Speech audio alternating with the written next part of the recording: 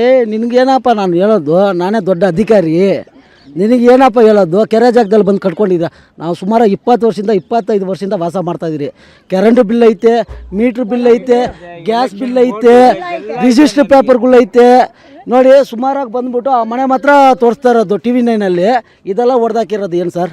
ಬಡವ್ರುಗಳು ಅಲ್ಲಿ ಸಾಲ ಮಾಡಿಕೊಂಡು ಕಟ್ಟಿರೋದು, ಸೀಟ್ ಮನೆಗಳು ಕಟ್ಟಿರೋದು, ಬಡವ್ರುಗಳು ಚೀಟಿಗಳು ಹಾಕ್ಕೊಂಡು ಎಲ್ಲೆಲ್ಲ ಕಟ್ಟಿರೋದು.